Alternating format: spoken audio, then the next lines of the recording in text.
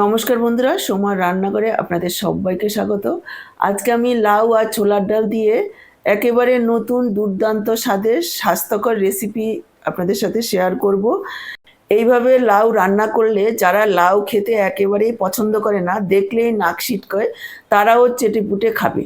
এটা বানানো যেমন সহজ, খেতেও সেই রকমই সুস্বাদু, আর স্বাস্থ্যের জন্য তো ভীষণই ভালো। ঘরে থাকা মাত্র কয়েকটা উপকরণ দিয়ে তৈরি হয়ে যাবে। তো চলুন দেরি না করে রেসিপিটা দেখে নেওয়া যাক। আজকে লাউ আর ছোলার ডালের রেসিপিটা করার জন্য আমি এখানে লম্বা লাউ নিয়েছি, ওয়েট 800 গ্রাম। আপনারা যে কোনো লাউ দিয়ে এটা করতে পারেন, গোল লম্বা। লাউটাকে আমি প্রথমে ভালোভাবে ধুয়ে নিয়েছি, তারপর দেখুন এইভাবে খোসা ছাড়িয়ে নিয়েছি। তারপর লম্বা করে কেটে নিয়ে 4 টুকরো করে নেব, তারপর ছোট ছোট করে এইভাবে ডুবো করে কেটে নেব। আজকের লাউয়ের রেসিপিটা করার জন্য এভাবে কাটলেই সবথেকে বেশি সুবিধা হবে। তবে পুরো লাউটা আমি কাটছি না, 4 ভাগের 3 ভাগ কেটে নেব আর 1 টুকরো ঝিরিঝিরি করে কাটবো। দেখুন লাউটার প্রায় 4 ভাগের 3 ভাগ কেটে নিয়েছি ডুমুডুমু করে, আর 1 ভাগ এইভাবে ঝিরিঝিরি করে কেটে নিচ্ছি। সাথেই কেটে নিচ্ছি লাউয়ের খোসাগুলো। লাউয়ের খোসাও ফেলবো না, দেখুন এইভাবে ঝিরিঝিরি করে কেটে নিলাম। যেহেতু লাউয়ের খোসার পরিমাণটা কম, সেজন্য আমি কিছুটা লাউ এই সাথেই দিয়ে দেব। এদিকে দেখুন হাফ কাপ ছোলার ডাল আমি 4 ঘন্টা আগে ভালোভাবে 2-3 বার জল পাল্টে পাল্টে ধুয়ে নিয়েছি, তারপর জল দিয়ে ভিজিয়ে রেখেছি। এদিকে একটা মশলা তৈরি করে নেব, তার জন্য মিক্সচারের জারে নিয়ে নিচ্ছি 2টো কাঁচা লঙ্কা, ঝালটা আপনারা নিজেদের পরিমাণ বুঝে দেবেন, আর 1 ইঞ্চি আদা, দিয়ে দিলাম একটা টমেটো। পরিমাণ মতো জল দিয়ে এইরকম একটা পেস্ট তৈরি করে নিয়েছি, একটা বাটিতে ঢেলে রাখলাম। আর এদিকে যে ডালটা ভিজিয়ে রেখেছিলাম নিয়ে নিচ্ছি মিক্সচারের জারে, ডালটাকে পেস্ট করে নেব। সাথে দিয়ে দিচ্ছি হাফ ইঞ্চি আদা আর 2টো কাঁচা লঙ্কা। তারপর দেখুন যতটা সম্ভব কম জল দিয়ে ডালটাকে পেস্ট করবেন, একটু শুকনো শুকনো করে, তাহলে সুবিধা হবে। আর এদিকে আমুল দিস্তা নিয়ে নিচ্ছি ছোট 1 চা চামচ গোটা ধনে আর হাফ চা চামচ গোটা জিরে, একটু ভেঙে নেব। পুরোপুরি গুঁড়ো করব না, জাস্ট আধা ভাঙ্গা হবে সেভাবেই করে নিতে হবে। এবার যে লাউয়ের খোসা আর লাউটা ঝিরিঝিরি করে কেটে রেখেছি তার মধ্যে দিয়ে দিলাম। দিয়ে দিচ্ছি পরিমাণ মতো লবণ, একটু হলুদ গুঁড়ো, সামান্য একটু লাল লঙ্কার গুঁড়ো। এবার সব কিছু একবার মিশিয়ে নেব। তারপর যে ডালের পেস্টটা করে নিয়েছি তার থেকে অর্ধেকটা এই লাউয়ের খোসার মধ্যে দিয়ে দেব। আরও একবার সব কিছু মেখে নেব। দেখুন এইরকম যাতে বড়ার আকারে তৈরি করা যায়, এভাবে মেখে নিতে হবে। এদিকে গ্যাস অন করে কড়াই বসিয়ে দিয়েছি, দিয়ে দিচ্ছি সাদা তেল। আমি এখানে 3 টেবিল চামচ পরিমাণ সাদা তেল দিয়ে দিয়েছি। এবার এই বড়াগুলো দিয়ে দেব। আমি একটু বড় সাইজের করে দিচ্ছি, আপনারা চাইলে এর থেকে ছোট সাইজেরও দিতে পারেন, তবে একটু চ্যাপটা করে দিলে ভেতর পর্যন্ত ভালোভাবে ভাজা হবে। দেওয়ার পর 1 মিনিট একটু অপেক্ষা করব। যখন নিচের পেটটা এইভাবে লালচে হয়ে ভাজা হয়ে যাবে, তারপর উল্টে দিতে হবে। মিডিয়াম ফ্লেমে রেখে ভাজবেন যাতে ভেতর পর্যন্ত ভালোভাবে ভাজা হয়, আর তেলও খুব বেশি টানবে না। লো ফ্লেমে ভাজলে তেল বেশি টেনে নেবে, হাই ফ্লেমে ভাজলে উপরে রং চলে আসবে, ভেতর পর্যন্ত ভালোভাবে ভাজা হবে না।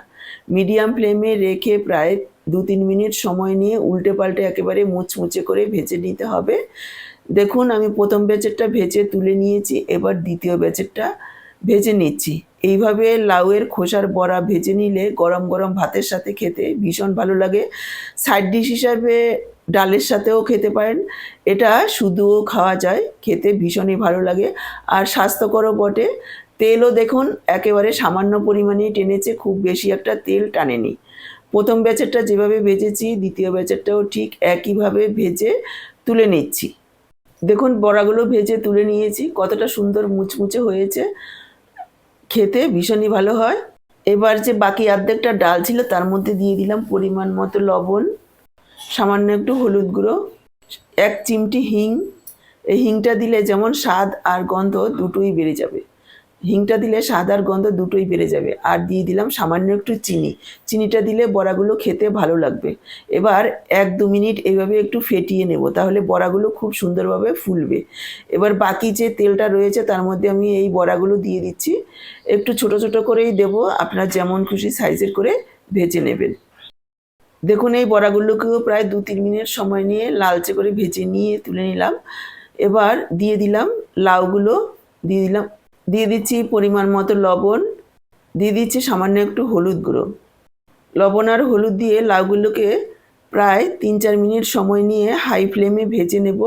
গ্যাসের ফ্লেমটাকে হাইতে রেখেই ভাজবো, তাহলে যে জলটা বেরোবে সাথে সাথেই শুকিয়ে যাবে আর লাউটা একটু ভাজা ভাজা হবে।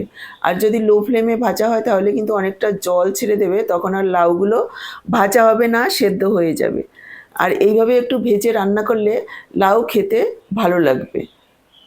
এবার অনেকেই বলবেন যে লাউ এইভাবে ভেজে রান্না করার থেকে সেদ্ধ করে রান্না করা ভালো, কিন্তু সেদ্ধ করে রান্না করলে সেদ্ধ সেদ্ধ লাগে, মশলাপাতি ভেতরে ঢোকে না, অনেকেই কিন্তু খেতে ভালোবাসে না।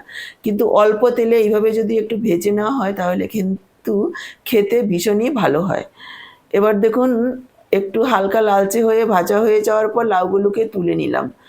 তেল কিন্তু আমি প্রথমে যেই তেল দিয়েছি সেই তেলেই রান্নাটা হচ্ছে, তারপরে আমি কোনো রকম তেল দিইনি।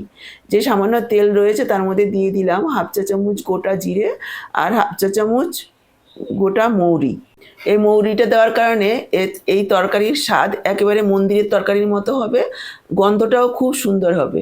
সাথেই দিয়ে দিলাম একটা শুকনো লঙ্কা, একটু নাড়াচাড়া করে নেব। গ্যাসের ফ্লেমটাকে এই সময়ে একেবারে লোতেই রেখেছি। আর দিয়ে দিলাম 1 চিমটি হিং। আরও একবার একটু নাড়াচাড়া করে নিচ্ছি। এবার আমি পেস্ট করে রাখা মশলাটা দিয়ে দিলাম, আরও একবার মিশিয়ে নেব। দেখুন ফোড়নটাকে ভেজে একেবারেই কালো করব না, বেশি কালো করে ফোড়নটা ভেজে নিলে খাওয়ার সময় মুখে পড়লে তেতো লাগে। হালকা লালচে করে ভেজে নিলে খেতে ভালো লাগবে। মিশিয়ে নেওয়ার পর এখানে আমি যোগ করে দিচ্ছি কিছু গুঁড়ো মশলা। দিয়ে দিলাম 1/4 চামচ হলুদ গুঁড়ো, 1/2 চা চামচ জিরের গুঁড়ো, একটু লাল লঙ্কার গুঁড়ো, ঝালটা আপনারা নিজেদের পরিমাণ বুঝে দেবেন। একটু জল দিয়ে দিলাম যাতে মশলাটা না পুড়ে যায়। নাড়াচাড়া করে সব কিছু আরও একবার মিশিয়ে নেব। তারপর ডালের বড়া যে করেছিলাম তার থেকে একটা বড়ার পরিমাণ আমি এখানে রেখে দিয়েছি, সেটা একটু জল মিশিয়ে এই মশলার সাথে দিয়ে দিচ্ছি। এতে করে কী হবে, লাউয়ের যে ঝোলটা তৈরি হবে সেই ঝোলটা খেতে ভীষণই ভালো লাগবে আর ঝোলটা অনেকটা ঘনও হবে। তবে কিন্তু ডালটা যাতে কোনো রকমে কাঁচা না থাকে। এভাবে মিশিয়ে নেওয়ার পর ঢাকা দিয়ে প্রায় 2-3 মিনিট কষিয়ে নেব। যদি জলটা শুকিয়ে যায় আরও 2 থেকে 3 বার অল্প অল্প জল দিয়ে মশলাটাকে কষিয়ে নেব, যাতে করে ভালোভাবে সেদ্ধ হয়, ডালের কাঁচা গন্ধ একেবারেই না থাকে। এখানে আমি পরিমাণ মতো লবণ দিয়ে দিলাম আর দিয়ে দিলাম 1/2 চা চামচ চিনি। এই সময় চিনিটা দিলে যেমন স্বাদ ভালো হবে সেই রকমই কালারটাও ভালো আসবে। তারপর দেখুন ঢাকা দিয়ে প্রায় 3-4 মিনিট আমি মশলাটাকে কষিয়ে নিয়েছি মিডিয়াম ফ্লেমে। মাঝখানে 2-3 বার ঢাকা তুলে অল্প অল্প জল দিয়েছি আর এইভাবে নাড়াচাড়া কষিয়ে নিয়েছি। যেহেতু ডাল বাটা রয়েছে নিচে একটু লেগে যাওয়ার ভয় থাকবে। এবার আমি যোগ করে দিলাম ভেজে রাখা লাউ। লাউটাকেও আরও কিছুক্ষণ এইভাবে একটু নাড়াচাড়া করে মশলার সাথে কষিয়ে নেব। খেয়াল রাখবেন নিচে যাতে পুড়ে না যায়। লাউটা দেওয়ার পর আরও 2 মিনিট মতো মিডিয়াম লো ফ্লেমে রেখে কষিয়ে নিয়েছি। এবার আমি যোগ করে দিচ্ছি জল। এখানে অবশ্যই গরম জল যোগ করবেন, এতে স্বাদটা ভালো হবে। জলের পরিমাণ একটু বেশি পরিমাণে দিতে হবে, যেহেতু ডাল বাটাটা দেওয়া রয়েছে তাতে করে ঘন হয়ে যাবে, আবার যেহেতু ডালের বড়া দেওয়া হবে বড়ায়ও অনেকটা ঝোল টেনে নেবে, সেজন্য একটু জলের পরিমাণটা বেশি পরিমাণেই দিতে হবে। ঝোল টেনে নেওয়ার পর যদি জল দেওয়া হয় সেই ঝোলটা কিন্তু আর খেতে ভালো লাগবে না। পরে মিশিয়ে নিয়ে ঢাকা দিয়ে দিলাম, প্রায় 4-5 মিনিট রান্না করে নেব, যাতে করে লাউগুলো খুব সুন্দরভাবে সেদ্ধ হয়ে যায়। যদিও লাউটা কচি, অল্প সময়েই সেদ্ধ হয়ে যাবে। দেখুন খুব সুন্দরভাবে সেদ্ধ হয়ে গেছে। এবার আমি যোগ করে দিলাম ভেজে রাখা ডালের বড়া। আরও একবার মিশিয়ে নিয়ে ঢাকা দিয়ে 2-3 মিনিট মিডিয়াম লো ফ্লেমে রান্না করে নেব।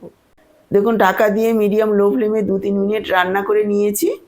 এবার আমি যোগ করে দিলাম একটু ধনেপাতা কুচি, আরও একবার মিশিয়ে নেব আর গ্যাসটাকে অফ করে ঢাকা দিয়ে রেখে দেব 5 মিনিট, যাতে করে ধনেপাতার গন্ধটা ভালোভাবে মিশে যায়।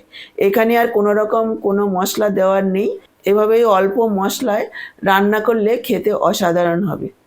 দেখুন 5 মিনিট ঢেকে রাখার পর ফাইনাল লুকটা একবার দেখিয়ে দিচ্ছি কতটা লোভনীয় হয়েছে। এর আগেও আপনারা অনেকভাবে খেয়েছেন, একবার আমি আজকে যেভাবে রান্নাটা করেছি এইভাবে খেয়ে দেখুন, খেতে ভীষণই ভালো লাগবে। গরম ভাত, রুটি যা দিয়েই খাবেন ভীষণ ভালো লাগবে। তাহলে খুব সহজে ছোলার ডাল আর লাউয়ের এই দুটো রেসিপি আপনাদের কেমন লাগলো কমেন্ট বক্সে জানাতে ভুলবেন না। ভালো লাগলে অবশ্যই একটা লাইক করে শেয়ার করে দেবেন, আর আমার থেকে এরকমই নতুন রেসিপির আপডেট পেতে চ্যানেলটাকে সাবস্ক্রাইব করে সাথেই থাকবেন।